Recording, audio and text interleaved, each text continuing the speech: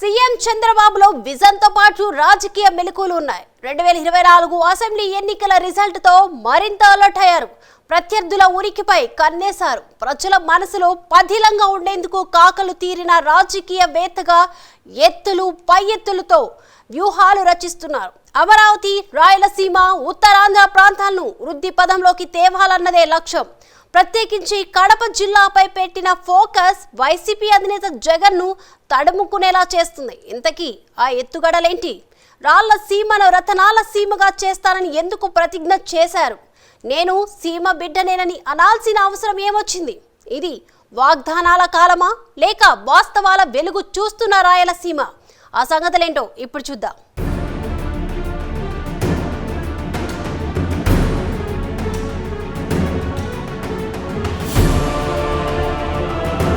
కరువు ప్రాంతమైన రాయలసీమలో నీళ్లు పారించింది కూటమి ప్రభుత్వం. హంద్రీనివా ప్రాజెక్టు ఫేజ్ 1 ద్వారా నీటిని విడుదల చేశారు. తాగు, సాగునీటి కష్టాలు తీరుతాయని ప్రజలు భావిస్తున్నారు. తాజాగా కడపలో నిర్వహించిన ప్రజావేదిక కార్యక్రమంలో సీఎం చంద్రబాబు పాల్గొన్నారు. జిల్లావాసులు ఎంతో కాలంగా ఎదురుచూస్తున్న స్టీల్ ప్లాంట్ పనులు ప్రారంభమయ్యాయని, 2028 చివరిలోగా పూర్తవుతాయని ప్రజలకు హామీ ఇచ్చారు.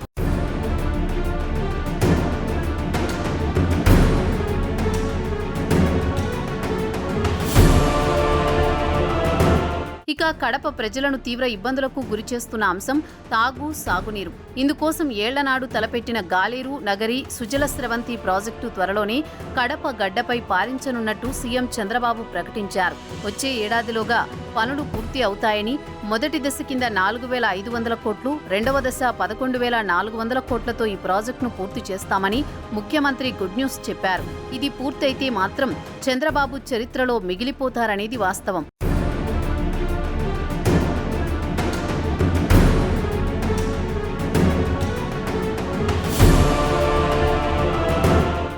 రాయలసీమకు ఎంతో ఖ్యాతి ఉంది. అయితే విధిరాతతో రత్నాలు పారిన ప్రాంతంలో రాళ్లు దర్శనమిస్తున్నాయి. ఫ్యాక్షన్ కక్షలకు మారుపేరుగా కొన్ని ప్రాంతాలు మారిపోయాయి. ఆ ప్రభావం నుంచి శాంతియుత వాతావరణంలో సహజ ప్రసిద్ధిని ప్రపంచానికి చాటి చెప్పాలని సీఎం చంద్రబాబు భావిస్తున్నారు. కడప జిల్లాలో పేరొందిన గండికోటను పర్యాటకంగా అభివృద్ధికి పచ్చజెండా ఊపారు. పెన్నా నది ఒడ్డున ఉన్న ఒక అద్భుతమైన చారిత్రక కోటగా పిలువబడుతోన్న భారతదేశపు గ్రాండ్ క్యానియన్ గండికోట. చరిత్ర, ప్రకృతి, శిల్పకళ, ఆధ్యాత్మికత దీని ప్రత్యేకత. గండికోటను ఆదర్శవంతమైన ప్రదేశంగా తయారు చేయడానికి 77.91 కోట్ల రూపాయలతో పనులు ప్రారంభిస్తున్నామని సీఎం వెల్లడించారు. ఆహ్లాదాన్ని కలిగించేలా బోటింగ్, పర్యాటకులకు సదుపాయాలు, సేవా కేంద్రాలు, సిటీ అభివృద్ధి, వనరుల పరిరక్షణ, గార్డ్స్ వైభవానికి ప్రాధాన్యత ఇవ్వనున్నారు.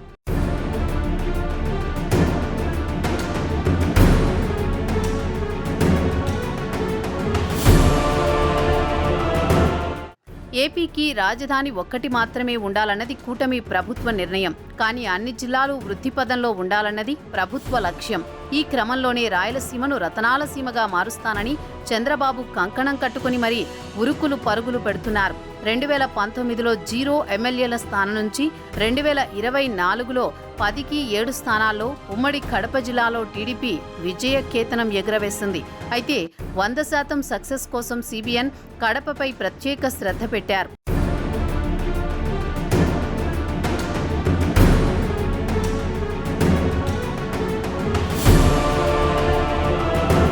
తెలుగుదేశం పార్టీ చరిత్రలో తొలిసారిగా కడపలో నిర్వహించిన మహానాడు తెలుగు తమ్ముళ్లలో ఉత్సాహం పరవళ్లు నింపేలా చేసింది.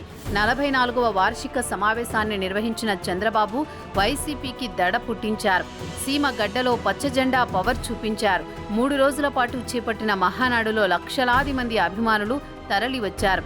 కడప గడ్డ టీడీపీ అడ్డాగా కార్యకర్తలు మీసాలు తిప్పారు. ప్రజా సంక్షేమం, పారిశ్రామిక ప్రగతికి పెద్దపీట వేస్తానని మాట ఇవ్వడమే కాకుండా చేతల్లో చూపించారు. నాడు చెప్పిన హామీలన్నీ ఒక్కొక్కటిగా అమలు పరుస్తున్నారు. ప్రత్యర్థులు నోరెళ్లబెట్టేలా కూటమి ప్రభుత్వం దూసుకుపోతోంది.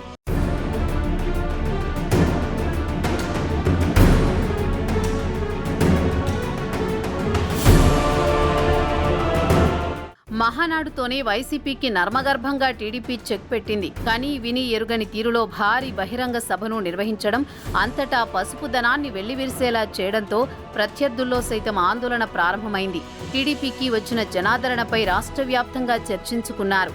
వైసీపీని ఉన్నచోటనే నీడలేకుండా చేయడంతో పాటు జగన్ ఇలాకాలోనే టీడీపీ వైభవం ఏంటో చంద్రబాబు కడప మహానాడుతో కళ్లకు కట్టినట్టు చూపించారు.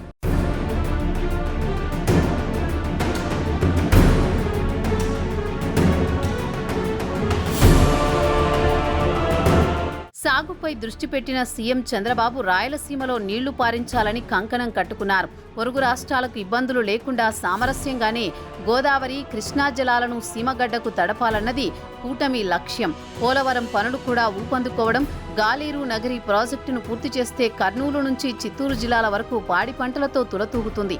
ఆ దిశగానే ఇటు ప్రజల అవసరాలు తీర్చడం, అటు వైసీపీకి రాజకీయంగా చెక్ పెట్టడం, అంటే ఒక్క దెబ్బకు రెండు పిట్టెలన్నట్టుగా సిబిఎన్ స్కెచ్ వేశారు.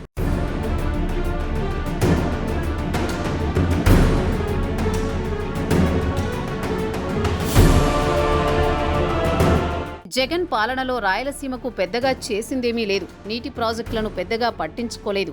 ఫ్యాక్షన్ కక్షలతో కడప, కర్నూలు రక్తసిక్తంగా మారడం, ప్రజల్లో ఆందోళన కలిగించేలా చేయడంపై సర్వత్రా చర్చ సాగింది. అనుకూలమైన వ్యక్తులకు కొప్పర్తి నోడ్, సౌర, పంపుడు స్టోరేజీ విద్యుత్ ప్రాజెక్టులు కేటాయింపులకే జగన్ పరిమితమయ్యారు.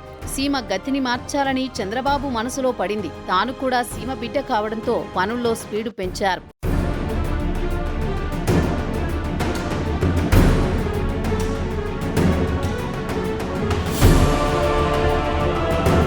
కూటమి ప్రభుత్వం ఏర్పడిన ఏడాదిలోనే సుపరిపాలనను సీమకు పరిచయం చేశారు. 1.59 లక్షల కోట్ల పెట్టుబడులు తీసుకొచ్చారు. సుమారు 1,27,000 మంది యువతకు ఉపాధి అవకాశాలు వస్తాయని అంచనా వేశారు.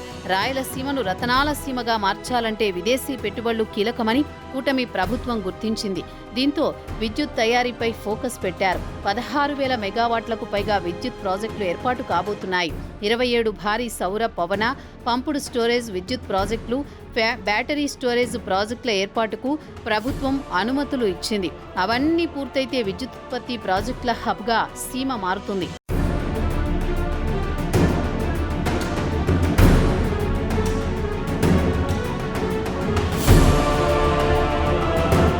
ప్రాంతాలు డెవలప్ అవ్వాలంటే రోడ్డు, రైలు, విమాన మార్గాలెంతో కీలకం. ఆ దిశగానే అడుగులు వేస్తోంది కూటమి ప్రభుత్వం. సీమకు సంబంధించి కర్నూలు విమానాశ్రయం అభివృద్ధిని సుమారు 15 కోట్లతో పనులు చేపట్టారు. కుప్పం విమానాశ్రయ నిర్మాణానికి అవసరమైన భూసేకరణ కూడా శరవేగంగా జరుగుతోంది. వైసీపీ అధినేత జగన్ సెగ్మెంట్పై కూడా చంద్రబాబు ఫోకస్ పెట్టారు. పులివెందుల నియోజకవర్గంలోని 299 గ్రామాలకు వాటర్ గ్రిడ్ కింద తాగునీరు అందించేందుకు 480 కోట్లతో తలపెట్టిన పనులు ఊపందుకున్నాయి.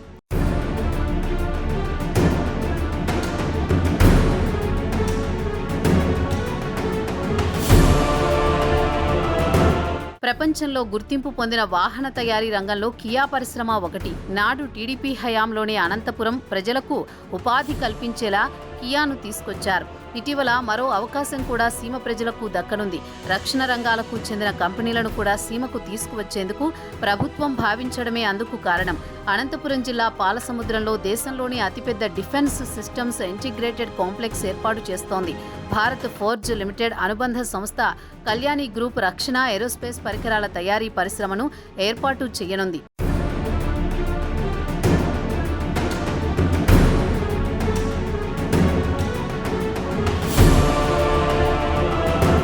ప్రజలకు సేవ చేయాలంటే పవర్లో ఉండాలి, అధికారంలో ఉంటే డెవలప్మెంట్ పై ఫోకస్ పెట్టాలి. అన్నిటికీ మించి రాజకీయాల్లో నిలదొక్కుకొని నిలబడాలి, హుందాగా ఉండాలి.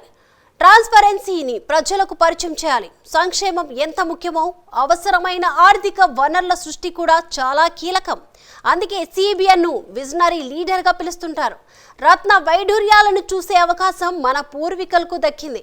రాళ్లలో వెలుగులు తెప్పించేందుకు విశ్వ ప్రయత్నాలు చేస్తున్న కూటమి ప్రభుత్వ లక్ష్యం నెరవేరాలని కోరుకుందాం.